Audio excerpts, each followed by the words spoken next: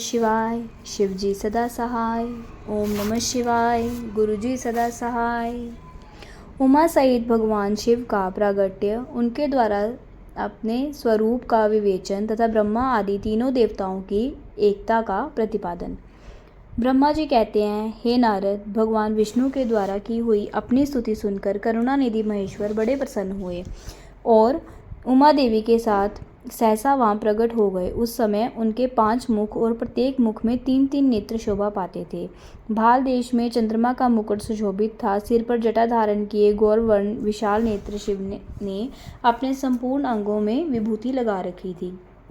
उनके 10 भुजाएं थी। कंठ में नील चिन्ह था। उनके श्री अंग समस्त आभूषणों से विभूषित थे। उन सर्वांग सुंदर शिव के मस्तक भस्म में त्रिपुंड से अंकित थे। ऐसे विशेषणों से युक्त परमेश्वर महादेव जी को भगवती उमा के साथ उपस्थित देख मैंने और भगवान विष्णु ने पुनः प्रिय वचनों द्वारा उनकी स्तुति की। तब पाप भारी करुणाकार भगवान महेश्वर ने प्रसन्न चित्त होकर उन श्री विष्णु देव को श्वास रूप से वेद का उपदेश दिया। मुने, उनके बाद शिव ने परमात्मा श्री हरि को गुण ज्ञान प्रदान किया। फिर उन परमात्मा ने कृपा करके मुझे भी वह ज्ञान दिया। वेद का ज्ञान प्राप्त करके कृतार्थ हुए भगवान विष्णु ने मेरे साथ हाथ जोड़ महेश्वर को नमस्कार करके पुनः उससे पूजन की विधि बताने तथा सदुपदेश देने के लिए प्रार्थना की। ब्रह्मा जी कहते हैं, हे मुने, श्री हरि की यह बात सुनकर अत्यंत प्रसन्न हुए। कृपा निधान भगवान शिव ने प्रतिपूर्वक यह बात कही। श्री शिव बोले, सुश्रेष्ठ गण, मैं तुम दोनों की भक्ति से निश्चय ही बहुत प्रसन्न हूँ। तुम लोग मुझ महादेव की ओर देखो। इस समय तुम्हें मेरा स्वरूप जैसा दिखाई देता है वैसा ही रूप का प्रयत्नपूर्वक पूजन चिंतन करना चाहिए। तुम दोनों महाबली हो और मेरी रूपभूता प्रकृति से प्रकट हुए हैं। मुझ सर्वेश्वर के दाएं बाएं अंगों से तुम्हारा आविर्भाव हुआ है। ये लोक पितामह ब्रह्मा मेरे दाहिने पार्श्व से उत्पन्न हुए हैं और तुम विष्णु मुझ परमात्मा के वाम पार्श्व से प्रकट हुए हैं। मैं तुम दोनों पर भली भांति प्रसन्न हूँ और तुम्हें मनवांछित वर देता हूँ।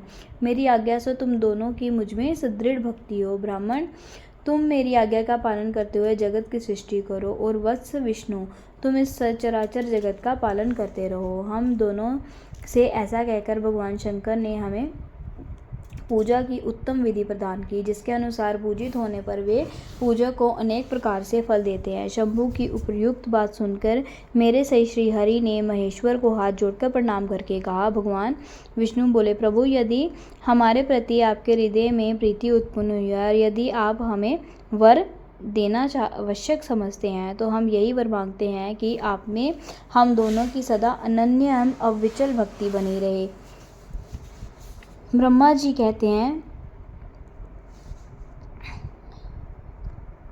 मुने, श्री हरि की यह बात सुनकर भगवान हर ने पुनः मस्तक झुकाकर प्रणाम करके हाथ जोड़े खड़े हुए उस नारायण देव से स्वयं कहा। श्री महेश्वर बोले, मैं सृष्टि पालर और संहार करता हूँ, सगुण और निर्गुण हूँ तथा सच्चिदानंद स्वरूप निर्विकार परब्रह्म परमात्मा हूँ। विष्णु सृष्टि, रक्षा और प्रलय रूप गुणों अथवा कार्यों के भेद से मैं भी ब्रह्मा विष्णु रुद्र नाम धारण करके तीनों स्वरूपों में विभक्त हुआ हूँ। हरे, वास्तव में मैं सदा निष्कल हूँ। विष्णु, तुमने और ब्रह्मा ने मेरे अवतार के निमित्त जो स्तुति की है, तुम्हारी उस प्रार्थना को मैं अवश्य सच्ची करूँगा, क्योंकि मैं भक्त वत्सल हूँ।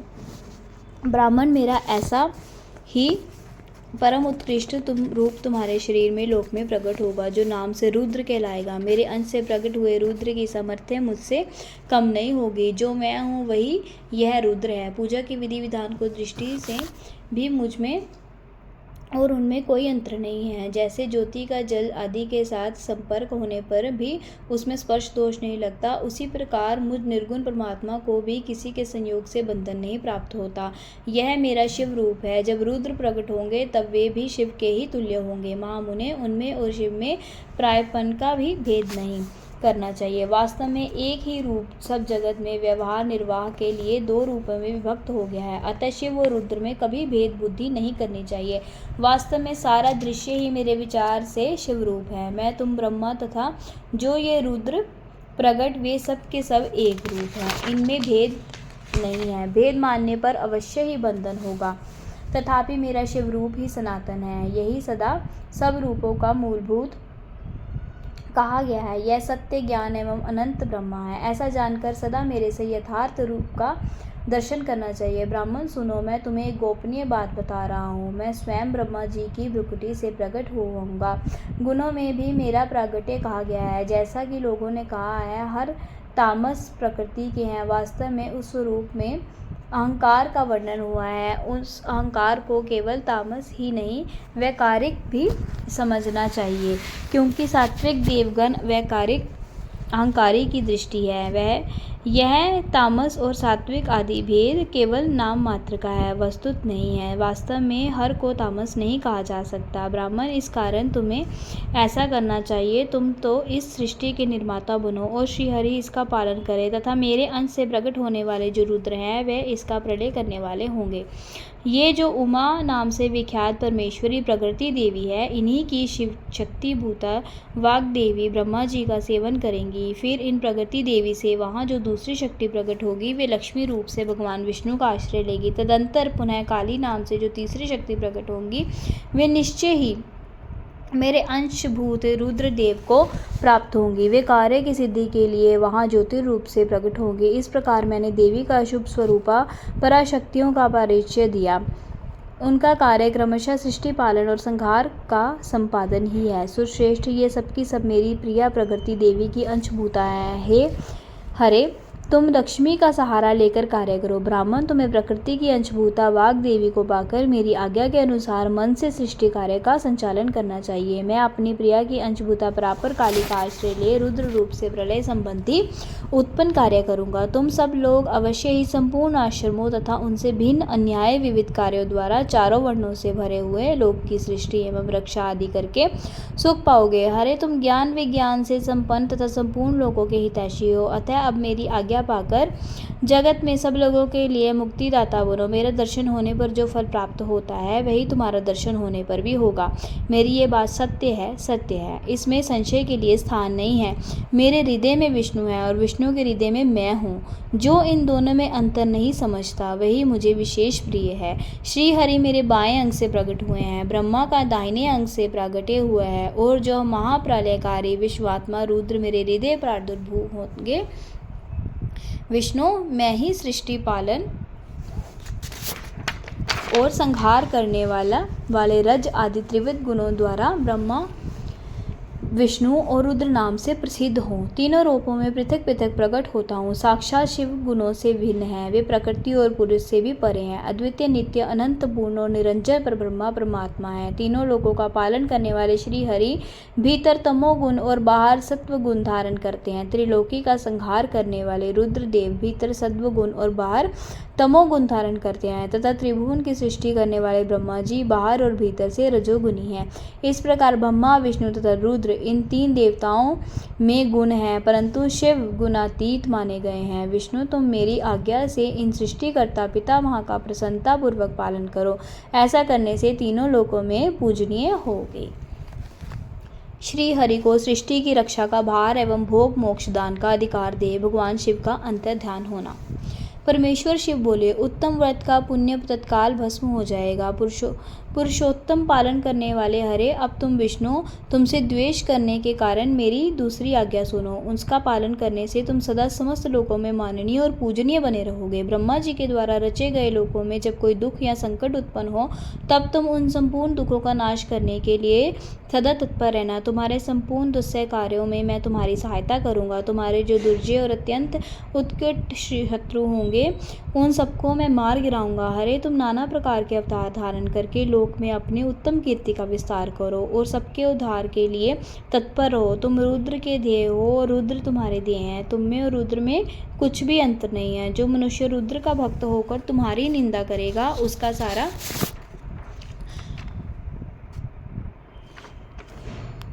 पुण्य तत्काल भस्म हो जाएगा। पुरुषोत्तम विष्णु, तुमसे द्वेष करने के कारण मेरी आज्ञा से उसको नरक में गिरना पड़ेगा। यह बात सत्य है, सत्य है, इसमें संशय नहीं। तुम इस लोकों में मनुष्य के लिए विशेषता, भोग और मोक्ष प्रदान करने वाले और भक्तों के ध्येय तथा पूज्य होकर प्राणियों का निर्दय और अनुग्रह करो। ऐसा कहकर भगवान शिव ने मेरा हाथ पकड़ लिया और श्री विष्णु को सौंपकर उनसे कहा, तुम संकट के समय सदा इनकी सहायता करते रहना, सबके अध्यक्ष होकर सभी को भोग और मोक्ष प्रदान करना तथा सर्वदा समस्त कामनाओं का साधक एवं सर्वश्रेष्ठ बने रहना। जो तुम्हारी शरण में आ गया वह निश्चय ही मेरी शरण में आ गया। जो मुझ में और तुम में अंतर समझता है वह अवश्य नरक में गिरता है। ब्रह्मा जी कहते हैं, देवर्षि, भगवान शिव का यह वचन सुनकर मेरे साथ भगवान विष्णु ने सबको वश में करने वाले विश्वनाथ को प्रणाम करके मंद स्वर में कहा। श्री विष्णु बोले, करुणा सिंधु जगन्नाथ शंकर, मेरी यह बात सुनिए। मैं आपकी आज्ञा के अधीन रहकर यह सब कुछ करूँगा। स्वामी, जो मेरा भक्त होकर आपकी निंदा करे उसे आप निश्चय ही नरकवास प्रदान करें। नाथ, जो आपका भक्त है वह मुझे अत्यंत प्रिय है। जो ऐसा जानता है उसके लिए मोक्ष दुर्लभ नहीं है। श्री हरि का यह कथन सुनकर दुख हर ने उनकी बात का अनुमोदन किया और नाना प्रकार से धर्मों का उपदेश देकर हम दोनों के हित की इच्छा से हमें अनेक प्रकार के वर दिए। इसके बाद भक्त वत्सल भगवान शंभु कृपा पूर्वक हमारी ओर देखकर हम दोनों के देखते देखते सहसा वहीं अंतर्ध्यान हो गए। तभी से इस लोक में लिंग पूजन का विधान चालू हुआ है। लिंग में प्रतिष्ठित भगवान शिव भोग और मोक्ष देने वाले हैं। शिवलिंग की जो वेदी या अर्घा है वह महादेव जी का स्वरूप है और लिंग साक्षात महेश्वर का लय का अधिष्ठान होने के कारण भगवान शिव को लिंग कहा गया है, क्योंकि उन्हीं में निखिल जगत का लय होता है। महामुने, जो शिवलिंग के समीप कोई कार्य करता है उसके पुण्य फल का वर्णन करने की शक्ति मुझ में नहीं है। शिव पूजन की विधि तथा उसका फल। ऋषि बोले, व्यास शिष्य महाभाग सूत जी, आपको नमस्कार है। आज अपने भगवान शिव की बड़ी अद्भुत एवं परम पावन कथा सुनाई है। दयानिधि ब्रह्मा और नारद जी के संवाद के अनुसार आप हमें शिव पूजन की वह विधि बताइए जिससे यहाँ भगवान शिव संतुष्ट होते हैं। ब्राह्मण, क्षत्रिय, वैश्य और शूद्र सभी शिव की पूजा करते हैं। वह पूजन कैसे करना चाहिए? आपने व्यास जी के मुख से इस विषय को जिस प्रकार सुना हो वह बताइए। महर्षियों का वह कल्याणप्रद एवं श्रुति सम्मत वचन सुनकर सूत जी उन्हें मुनियों के प्रश्न के अनुसार सब बातें प्रसन्नतापूर्वक बताईं। सूत जी बोले, मुनीश्वरों, आपने बहुत अच्छी बात पूछी है, परंतु वह रहस्य की बात है। मैंने इस विषय को जैसा सुना है और जैसी मेरी बुद्धि है उसके अनुसार आज कुछ कह रहा हूँ। जैसे आप लोग पूछ रहे हैं उसी तरह पूर्व काल में व्यास जी ने सनत कुमार जी से पूछा था, फिर उसे उपमन्यु जी ने भी सुना था। व्यास जी ने शिव पूजन आदि जो भी विषय सुना था उसे सुनकर उन्होंने लोक हित की कामना से मुझे पढ़ा दिया था। इसी विषय को भगवान श्री कृष्ण ने महात्मा उपमन्यु से सुना था। पूर्व काल में ब्रह्मा जी ने नारद जी से इस विषय में जो कहा था वही इस समय मैं कहूँगा। ब्रह्मा जी ने कहा, नारद, मैं संक्षेप से लिंग पूजन की विधि बता रहा हूँ, सुनो। जैसा पहले कहा गया है वैसा ही भगवान शंकर का सुख में निर्मल एवं सनातन रूप है। उसका उत्तम भक्ति भाव से पूजन करें, इससे समस्त मनोवांछित फलों की प्राप्ति होगी। दरिद्रता, रोग, दुख तथा शत्रु जनित पीड़ा, ये 4 प्रकार के पाप तभी तक रहते हैं जब तक मनुष्य भगवान शिव का पूजन नहीं करता। भगवान शिव की पूजा होते ही सारे दुख विलीन हो जाते हैं और समस्त सुखों की प्राप्ति हो जाती है। तत्पश्चात समय आने पर उपासक की मुक्ति भी होती है। जो मानव शरीर का आश्रय लेकर मुख हत्या संतान सुख की कामना करता है उसे चाहिए कि वह संपूर्ण कार्यों और मनोरथों को के साधक महादेव जी की पूजा करे। ब्राह्मण, क्षत्रिय, वैश्य और शूद्र भी संपूर्ण कामनाओं तथा प्रयोजनों की सिद्धि के लिए क्रम से विधि के अनुसार भगवान शंकर की पूजा करे। प्रातःकाल ब्रह्म मुहूर्त में उठकर गुरु तथा शिव का स्मरण करके तीर्थों का चिंतन एवं भगवान शिव का ध्यान करें। फिर मेरा, देवताओं का और मुनि आदि का भी स्मरण चिंतन करके स्तोत्र पाठ पूर्वक शंकर जी का विधि पूर्वक नाम लें। उससे बाद शैया से उठकर निवास स्थान से दक्षिण दिशा में जाकर मल त्याग करें। मुने, एकांत में मलोत्सर्ग करना चाहिए। उससे शुद्ध होने के लिए जो विधि मैंने सुन रखी है उससे ही कहता हूँ। मनुष्य को एकाग्र करके सुनो। ब्राह्मण गुदा की शुद्धि के लिए उसके 5 बार शुद्ध मिट्टी का लेप करे और धोए। क्षत्रिय 4 बार, वैश्य 3 बार और शूद्र 2 बार विधि पूर्वक गुदा शुद्धि के लिए उसने मिट्टी लगाए। लिंग में भी 1 बार प्रयत्न पूर्वक मिट्टी लगानी चाहिए। तत्पश्चात बाएं हाथ में 10 बार और दोनों हाथों में 7 बार मिट्टी लगाकर धोए। प्रत्येक पैर में 3-3 बार मिट्टी लगाए, फिर दोनों हाथों में भी मिट्टी लगाकर धोए। स्त्रियों को शूद्र की भांति अच्छी तरह मिट्टी लगानी चाहिए। हाथ पैर धोकर पूर्वतः शुद्ध मिट्टी ले और उससे लगाकर दांत साफ करे। फिर अपने वर्ण के अनुसार मनुष्य दातुन करे। ब्राह्मण को 12 अंगुल की दातुन करनी चाहिए, क्षत्रिय 11 अंगुल, वैश्य 10 अंगुल और शूद्र 9 अंगुल की दातुन करे। यह दातुन का मान बताया गया है। मनुस्मृति के अनुसार काल दोष का विचार करके ही दातुन करे या त्याग दे। तात, षष्ठी, प्रतिपदा, अमावस्या, नवमी, व्रत का दिन, सूर्यास्त का समय, रविवार तथा श्राद्ध दिवस ये दंतवान के लिए वर्जित हैं। इनमें दातुन नहीं करनी चाहिए। दातुन के पश्चात तीर्थ आदि में जाकर विधि पूर्वक स्नान करना चाहिए। विशेष देश काल आने पर मनोच्चार पूर्वक स्नान करना उचित है। स्नान के पश्चात पहले आचमन करके वह धुला हुआ वस्त्र धारण करे। फिर सुंदर एकांत स्थल में बैठकर संध्या विधि का अनुष्ठान करे। यथा योग्य संध्या विधि का पालन करके पूजा कार्य आरंभ करे। मन को सुस्थिर करके पूजा गृह में प्रवेश करे। वहाँ पूजन सामग्री लेकर सुंदर आसन पर बैठे। पहले न्यास आदि करके क्रमशः महादेव जी की पूजा करे। शिव की पूजा से पहले गणेश जी, द्वारपालों की और दिक्पालों की भी भली भांति पूजा करे। पीछे देवता के लिए पीठ स्थान की कल्पना करे अथवा अष्टदल कमल बनाकर पूजा द्रव्य के समीप बैठे और उस कमल पर ही भगवान शिव का समासीन करे। तत्पश्चात 3 आचमन करके पुनः दोनों हाथ धोकर 3 प्राणायाम करके मध्य प्राणायाम अर्थात कुंभक करते समय त्रिनेत्रधारी भगवान शिव का इस प्रकार ध्यान करें। उनके 5 मुख हैं, 10 भुजाएं हैं, शुद्ध स्फटिक के समान उज्ज्वल कांति है। सब प्रकार के आभूषण उनके श्री अंगों को विभूषित करते हैं तथा वे व्याघ्र चर्म की चादर ओढ़े हुए हैं। इस तरह ध्यान करके यह भावना करें कि मुझे भी इनके समान ही रूप प्राप्त हो जाए। ऐसी भावना करके मनुष्य के सदा के लिए अपने पाप को भस्म कर डाले। इस प्रकार भावना द्वारा शिव का ही शरीर धारण करके उन परमेश्वर की पूजा करे। शरीर शुद्धि करके मूल मंत्र का क्रमशः न्यास करे अथवा सर्वत्र प्रणव से षण्न्यास करे। ओम अदित्यादि रूप से संकल्प वाक्य का प्रयोग करके फिर पूजा आरंभ करे। पाद, अर्घ और आचमन के लिए पात्रों को तैयार करके रखे। बुद्धिमान पुरुष विधि पूर्वक भिन्न भिन्न प्रकार के 9 कलश स्थापित करे। उन्हें कुशाओं से ढक कर रखे और कुशाओं से ही जल लेकर उन सबका पोषण करे।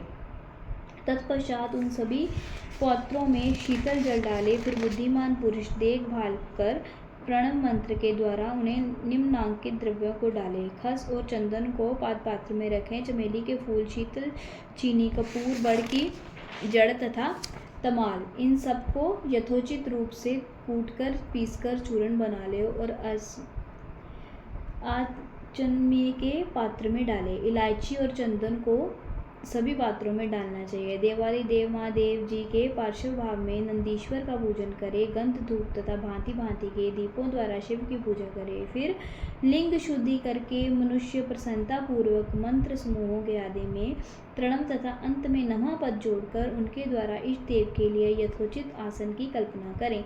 फिर प्रणव से पद्मासन की कल्पना करके यह भावना करें कि इस समय कमल का पूर्व दल साक्षात अणिमा नामक अश्वरूप तथा अविनाशी है। दक्षिण दल लघिमा है, पश्चिम दल महिमा है, उत्तर दल प्राप्ति है, अग्निकोण का दल प्राकाम्य है, नैऋत्य कोण का दल ईर्षित्व है तथा वायव्य कोण का दल वाशित्व है। ईशान कोण का दल सर्वज्ञ है और उस कमल की वर्णिका को सोम कहा जाता है। सोम के नीचे सूर्य है, सूर्य के नीचे अग्नि है और अग्नि के भी नीचे धर्म आदि के स्थान है। क्रमशः ऐसी कल्पना करने के पश्चात चारों दिशाओं में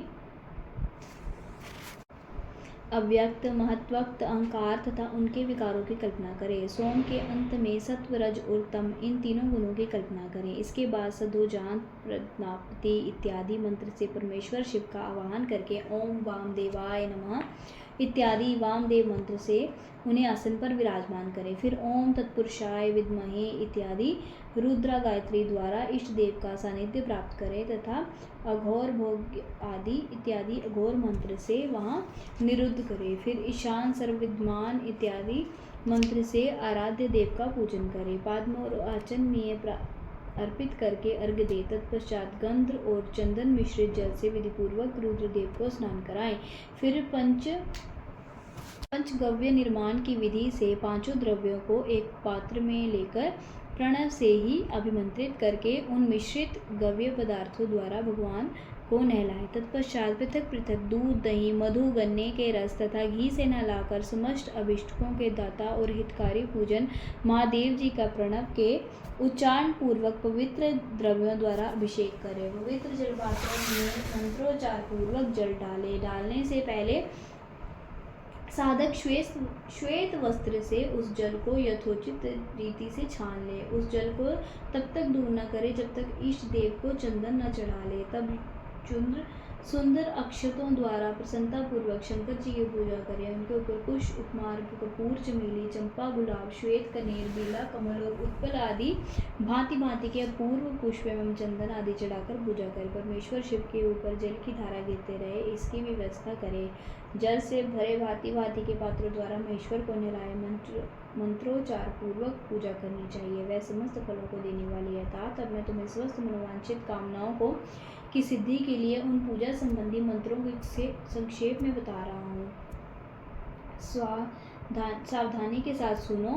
पावन मंत्र से वाग्मय, इत्यादि मंत्र से रुद्र मंत्र तथा नीलुद्र मंत्र से सुंदर एवं शुभ पुरुष सूक्त से श्री सूक्त से सुंदर अथर्व शीर्षक के मंत्र से भद्रा इत्यादि शांति मंत्र से शांति संबंधी दूसरे मंत्रों से भारुण मंत्र और अणु मंत्रों से अर्थाभीष्ट साम तथा देवव्रत साम से अभित्वा इत्यादि रथतंत्र साम से पुरुष सूक्त से मृत्युंजय मंत्र से तथा पंचाक्षर मंत्र से पूजा करें। 1 सहस्त्र अथवा 101 जलधाराएं गिराने की व्यवस्था करें। यह सब वेद मार्ग से अथवा नाम मंत्रों से करने चाहिए। तदंतर भगवान शंकर के ऊपर चंदन और फूल आदि चढ़ाए प्रणव से ही मुखवास आदि अर्पित करें।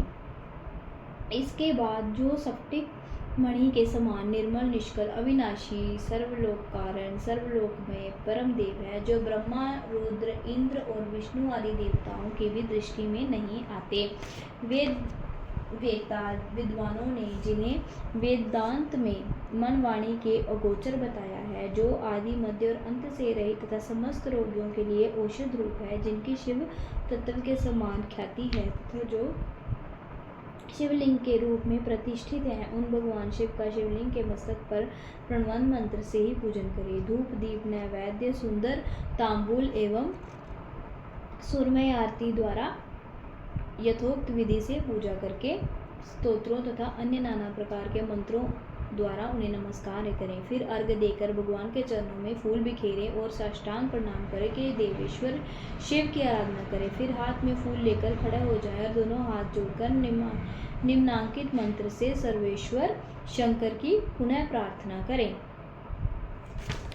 कल्याणकारी शिव, मैंने अनजाने में अथवा जानबूझकर जो जप पूजा आदि सत्कर्म किए हों, वह आपकी कृपा से सफल हों। इस प्रकार पढ़कर भगवान शिव के ऊपर प्रसन्नता पूर्वक फूल चढ़ाएं। स्वशक्ति वाचन करके नाना प्रकार की आशी प्रार्थना करें। फिर शिव के ऊपर मार्जन करना चाहिए। मार्जन के बाद नमस्कार करके अपराध के लिए क्षमा प्रार्थना करते हुए पुनरागमन के लिए विसर्जन करना चाहिए। इसके बाद आज्ञा से आरंभ होने वाले मंत्र का उच्चारण करके नमस्कार करें। फिर संपूर्ण भाव से विभोर हो इस प्रकार प्रार्थना करें। शिवे भक्ति, शिवे भक्ति, शिवे भक्तिर्भवे भवे, अन्यथा शरणं नास्ति तवमेव शरणं मम। प्रत्येक जन्म में मेरी शिव में भक्ति हो, शिव में भक्ति हो, शिव में भक्ति हो। शिव के सिवा दूसरा कोई मुझे शरण देने वाला नहीं है। महादेव, आप ही मेरे लिए शरण दाता है। इस प्रकार प्रार्थना करके संपूर्ण सिद्धियों के दाता देवेश्वर शिव का भक्ति के द्वारा पूजन करें। विशेषता गले की आवाज़ से भगवान को संतुष्ट करें। फिर सब परिवार नमस्कार करके अनुपम प्रसन्नता का अनुभव करते हुए समस्त लौकिक कार्य सुखपूर्वक करता है। जो इस प्रकार शिव भक्ति परायण हो प्रतिदिन पूजन करता है, उसे अवश्य ही पग पर सब प्रकार की सिद्धि प्राप्त होती है। वह उत्तम वक्ता होता है तथा उसे मनवांछित फल की निश्चय प्राप्त होती है। रोग, दुख, दूसरों के निमित्त से होने वाला उद्वेग, कुटिलता तथा विष आदि के रूप में जो जो कष्ट उपस्थित होता है, उसे कल्याणकारी परम शिव अव्यय अवश्य नष्ट कर देते हैं। उस उपासक का कल्याण होता है। भगवान शंकर की पूजा से उसमें अवश्य सद्गुणों की वृद्धि होती है। ठीक उसी तरह जैसे शुक्ल पक्ष में चंद्रमा बढ़ते हैं मुनिश्रेष्ठ नारद, इस प्रकार मैंने शिव की पूजा का विधान बताया। अब आप क्या सुनना चाहते हो, कौन सा प्रश्न पूछना चाहते हो? हर हर महादेव।